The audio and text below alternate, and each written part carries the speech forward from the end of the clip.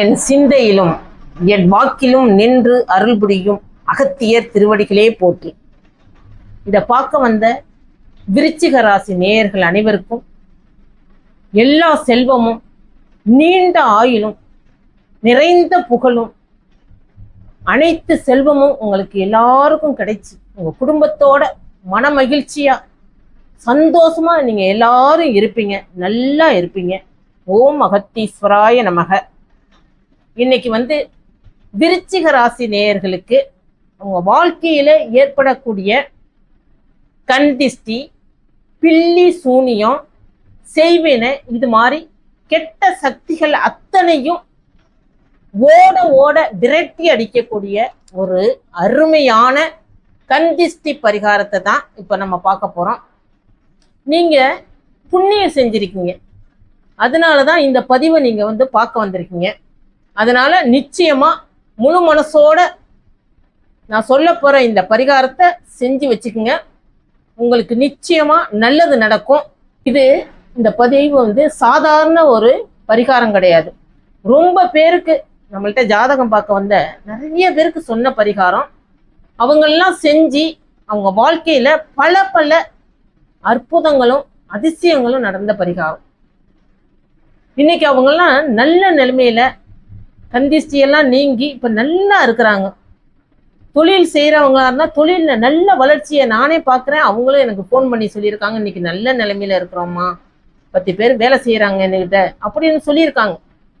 அவ்வளோ கஷ்டத்துல வந்துருந்தாங்க. அவங்க பார்த்ததுக்கு அப்புறம் பரிகாரத்தை செஞ்சு இன்னைக்கு நல்ல நிலைமையில இருக்கிறாங்க.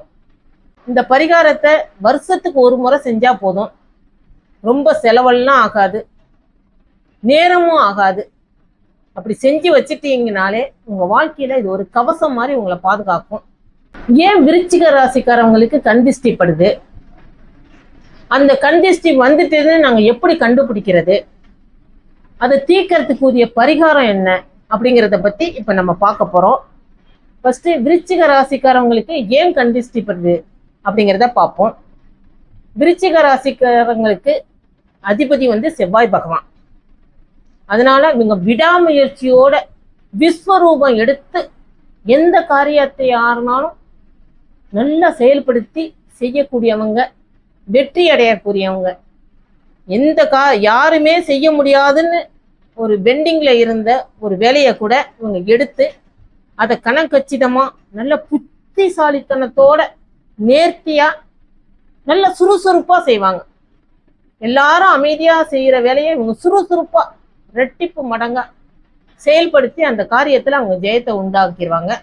இதனால அவங்க வேலை செய்யற இடமா இருந்தாலும் சரி, தொழில் செய்யற இடமா இருந்தாலும் சரி, உயர் அதிகாரியா இருந்தாலும் சரி, இவங்கெல்லாம் உங்களோட செய்யற வேலையில உள்ள சுறுசுறுப்பையும் உங்க புது புது ஐடியாலாம் செஞ்சு அதை ஜெயிக்க வச்சிருவாங்க.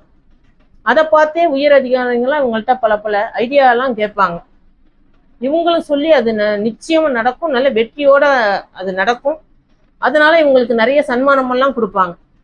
அப்படி விருச்சிக ராசிக்காரவங்க அவ்வளவு ஒரு அதி புத்திசாலியா இருப்பாங்க, சுறுசுறுப்பா இருப்பாங்க.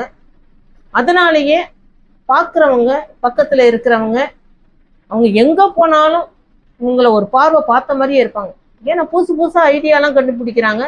யாருக்கும் தெரியாத ரகசியத்துக்குள்ள இவங்களுக்கு தெரிஞ்சு போயிருது. அதனால இவங்களை பார்த்த மாதிரியே இருப்பாங்க. அதே பொறாமைய பார்வையாவே போய் கண்டிஷ்டியா மாறிடும்.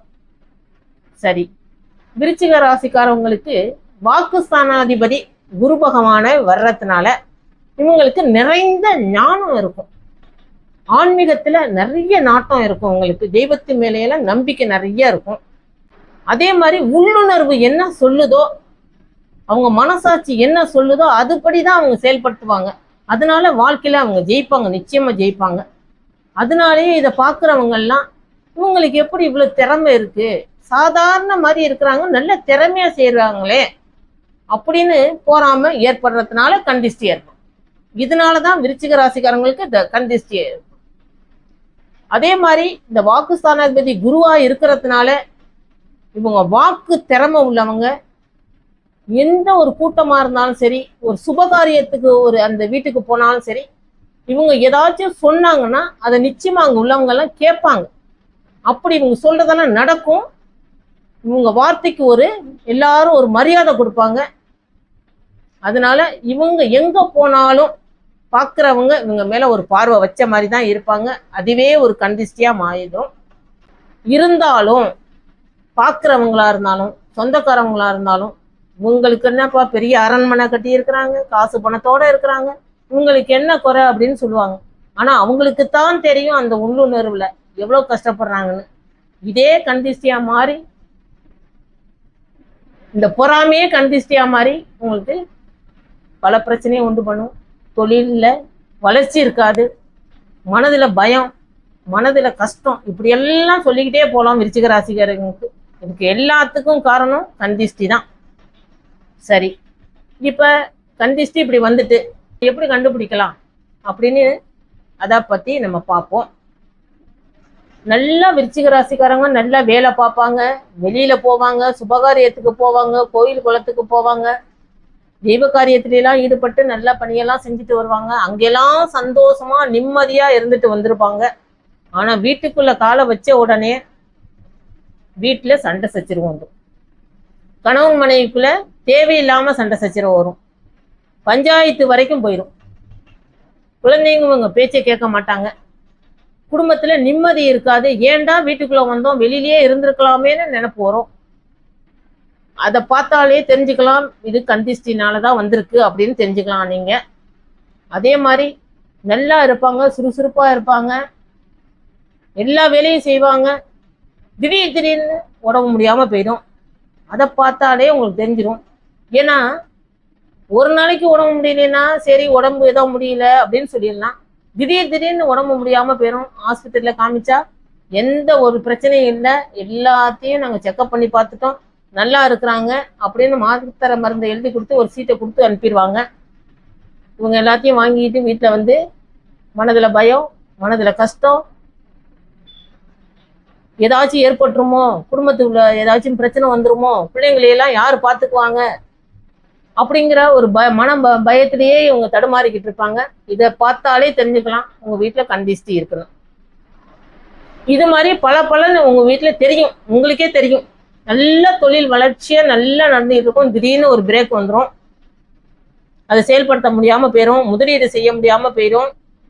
அதை பார்த்தாலே தெரிஞ்சுக்கலாம் கந்திஷ்டி வந்துட்டுன்னு. நல்லா காசு பணத்தோட இருந்திருப்பாங்க, நகை நட்டோட வச்சிருப்பாங்க, 4 பேருக்கு காமிப்பாங்க, சொந்தக்காரங்களுக்கு கொடுப்பாங்க, எல்லாம் பண்ணுவாங்க. அதுக்கப்புறம் அந்த நகையெல்லாம் வீட்டுல இருக்காங்கிறது இல்லை, எல்லாம் அடகு கடையில போய் இருக்கும், திருப்பி எடுக்க வாங்க முடியாத நிலைமையில இருப்பாங்க. இதுக்கு காரணம் கந்திஷ்டி தான். இப்படி பல இதை நம்ம சொல்லலாம். இப்படி கந்திஷ்டி வந்துட்டு அப்படின்னு தெரிஞ்சு போயிட்டு இப்போ அதுக்கப்புறம் இதுக்கு தீர்வு என்ன, அதை தான் நம்ம இப்போ பார்க்க போறோம். இப்போ கந்திஷ்டி வந்த உடனேயே யாரும் என்னை பார்த்துறாதீங்க, என் மேல வந்து கந்திஷ்டி பட்டுருன்னு சொல்ல முடியுமா? முடியவே முடியாது. அதுக்கு என்ன செய்யணும்?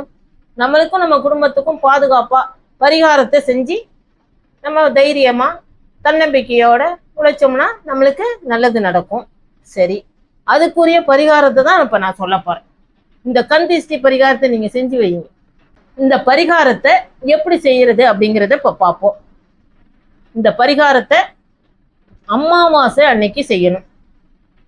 அதுக்கு வேண்டிய பொருள்னு பார்த்தீங்கன்னா ஒரு பிடிச்ச பொடி நெல் வாங்கிக்கோங்க, ஒரு பிடிச்ச பொடி பொறி வாங்கிக்கோங்க, ஒரு பிடிச்ச பொடி வெண்கடுகு, இந்த 3ஐயும் வாங்கிக்கோங்க.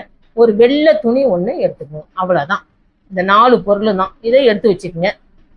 அதே மாதிரி இதை நம்ம செய்ய போறது வந்து நீர்நிலையில தான் நம்ம செய்ய போறோம். அதனால நீங்க என்ன செய்யறீங்க, உங்க வீட்டுக்கு பக்கத்துல எங்க நீர்நிலை இருக்குன்னு பாத்துக்கோங்க. அது ஆறா இருக்கலாம், குளமா இருக்கலாம், இல்ல கடல்லா இருக்கலாம். அங்க போய் கடல்ல போய் செய்யறது ரொம்ப ஒரு சக்தி மிக்கது.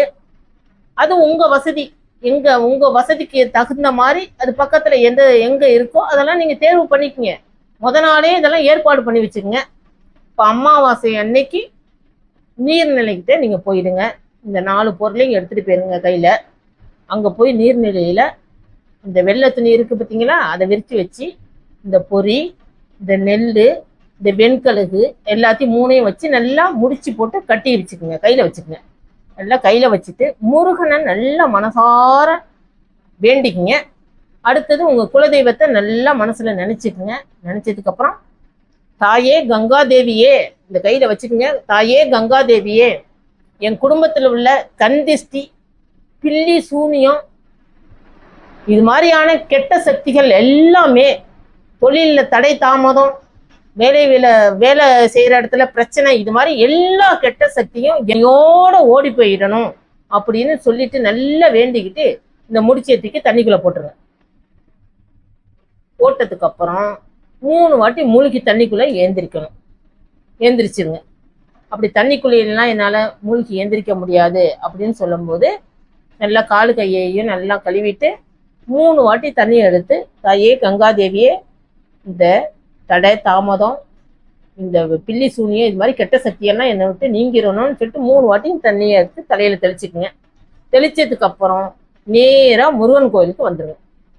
முருகன் கோயிலில் வந்து நல்ல முருகனை நல்ல மனம் முருகி வேண்டிக்குங்க. இன்னையிலேருந்து எங்கள் குடும்பத்தில் மனசுல நிம்மதியும், குடும்பத்திலே சந்தோஷமும், செல்வ செழிப்பும், எங்கள் வீட்டில் சுபகாரியம் நல்லபடியாக நடக்கணும், என் தொழில் நல்ல வளர்ச்சி அடையணும், நல்ல லாபத்தை பார்க்கணும், நான் செய்கிற வேலையில் நல்ல ஒரு ப்ரமோஷன் கிடைக்கணும், நல்ல சம்பளம் கிடைக்கணும், இது மாதிரி உங்களுக்கு என்னென்ன தேவையோ அதெல்லாம் முருகப்பெருமானை சொல்லி நல்ல மனமாற வேண்டிக்குங்க.